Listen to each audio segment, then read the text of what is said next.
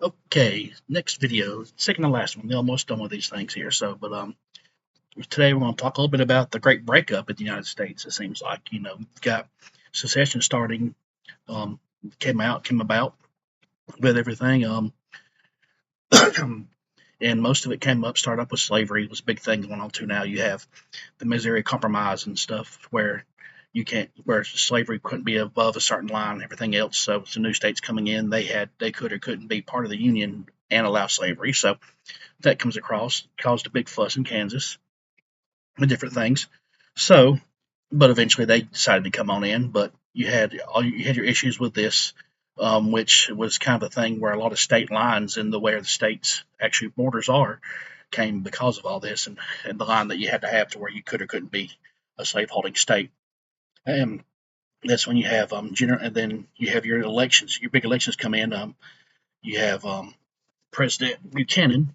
He comes in. He tries to ignore slavery, but it doesn't do him too well. He ends up having to come be part of it, and that becomes a big running part. And then the next election, when you have Lincoln, that's where things really start to kick off with all of his things going. He's not a fan of slavery. He feels it being immoral. However, he does not feel that it's unconstitutional. But different people had different opinions based on that, based on how it's written, because we all know the Constitution stays all men created equal. However, they had a big push to where they decided to just say that slaves weren't men, or they weren't human, or they weren't worth the same value. So that's how they tried to get around the whole all men created part. So, and there's still some people there's been other groups that have had the same issues with that, where they've been dehumanized. That way they can do what they want with them and feel like they're still the good guys. So, we come in through there. That comes up. Of course, he has his big speech, um, everything, and where he comes through, he gets elected, takes a landslide, takes all the northern states, obviously, just like how it has a lot, north south. But he wins up all the electoral votes, becomes president. This becomes a big thing. Um, and then the South decides they want to split. They want to run off, go be their own people. Lincoln don't like that. He basically tells them, no, you can't, you won't, you aren't. Um, Avoids it. He avoids their secession where they're not going to go anywhere. They can't go anywhere, but they do. They take off. So initially, there weren't any plans to send troops in or attack or anything like that or have any real fighting. But he does intend to come out and protect federal government property and government concerns, which is where Fort Sumter comes into play. Because Fort Sumter is a federal fort, but the Confederates decide it's in the South, so now it's ours. We're going to go take it. So they go, they start a fight. Next thing you know, 75,000 Union troops come up and they come over to take it back.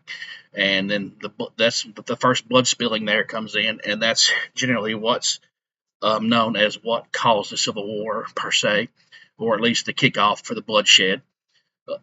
But there are multiple things. Honestly, once the South decided to split, bloodshed was inevitable at that point, anyways, because you're going to have two groups that aren't going to get along, and without a war, major war, then that's not going to happen. Although the North and South, they didn't think it was going to be that big of a deal. They all thought they'd fight a little bit, argue, um, gripe and moan, and after a little while, they'd all come home, come back, and a lot of people thought that, nobody had really seen war much at this point. People would actually come out and picnic and watch battles and thought it was a big fun day. Until, but now photography was a thing that had started going on. This pictures started getting out. So that with that being said, that's being done. They were able to show the horrors of war, and sometimes they manipulate it a little bit, but that's with any kind of media. I mean, look at today, for that matter. But they're going to do stuff like that. But that comes through, and they had the fight, and everything else. Lincoln's still going strong, and the Civil War just maintains and helps his thing because he decides, he comes out with his Emancipation Proclamation that frees all men, that there will be no slavery anymore, period, nowhere. So that fuels the fire for him and for his reelection. And then, of course, you've got William Tecumseh Sherman, who just burns his way all the way through Savannah, and just torches everything, which they're still mad about down here, which is where I'm at right now, right here in between Fort Sumter and Pulaski, where those two forts that fought over each other. Pulaski was where the Immortal 600, where they came in as a direct result, direct retribution to Sumter.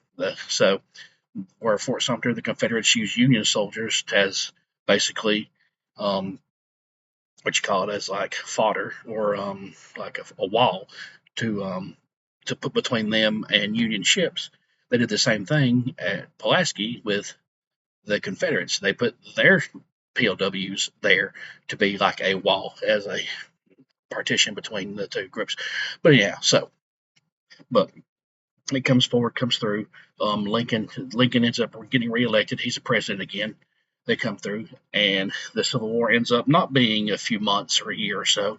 It ends up going for a long time and being a very bloody and difficult, long fought out war. And it's more or less kind of boils down to a war of attrition. There were very good leaders on both sides. A lot of them trained together and were friends. They went to West Point together. They even were U.S. Military officers at some point before they left. Many of them, they felt they had more of a duty to their state than they did to their federal government, which a lot of that kind of, this kind of comes from the whole deal with the fighting that came back from even Revolutionary War and War of 1812, to where they saw their state was more important to them than the government that would tell their state how to do things. So, but, and of course, you had the Anaconda Plan, which worked really, really well because the Union was able to choke out the southern states, the Confederacy, basically, because where you didn't have as much, they didn't have lots of replacements. In the South, they were sitting there. They were protecting their own homeland, and they felt they could do it because they had home field advantage, which is good and all, but they also had a problem to where they didn't have as many people to pull from to replace soldiers who were killed, and they didn't have as many supplies because they had to save supplies also for the citizens, their wives, their kids, everybody else in the South. Whereas the Union didn't have that problem. They had a lot more resources, a lot more productions, a lot more people to pull from in the South. And they didn't care if they pulled from the communities to get supplies for there, because that wasn't. They were just saying, just as they're at war, and basically war is hell. It was their attitude, and you can even say that with Sherman, where he just burnt everything as he came through and just completely torched Atlanta. So, but the South couldn't hold out. The Union took over, and then that's just how it just came through. So we came on down, and basically after so long, the hard fights, and it just came out. They came up, and they just eventually they surrendered. Grant took the surrender from Robert E. Lee, and basically like, hey, look, we'll give up. We'll give you everything. I want my officers to keep their personal stuff, and just don't come after the guys. We'll just pretend like almost pretend like, hey, look, let's just pretend this never happened. Go our own separate ways. That's kind of what happened, really. The war stopped. Everybody quit fighting and went about their way. I'm sure there's animosity. It's gonna be little skirmishes. Everybody's gonna be fighting. But as far as there wasn't a whole lot of they didn't come after much for imprisonment. So they didn't come after the troops. They didn't come after the officers, leaderships. And in fact, the only record that I've seen that I know of that happened was the officer who was over the Andersonville prison. He was actually charged and convicted of war crimes for the way that he had way he treated the Union soldiers in that prison, which was a horrid conditions, anyways. So, but it was not a whole lot different out here with in Fort Sumter, where they had the Immortal 600 there that were basically left to starve in the prison, and many of them died as well and lived in squalor and horrid conditions. However, to the victor go the spoils, therefore they didn't get charged with the same. So, but the war ended, slavery ended, and we all came back together as one disgruntled family. And it's really not much different today. We're still almost like we're two different countries, we're just under the same flag. So, but I believe that's gonna be enough. That's long-winded enough as it was.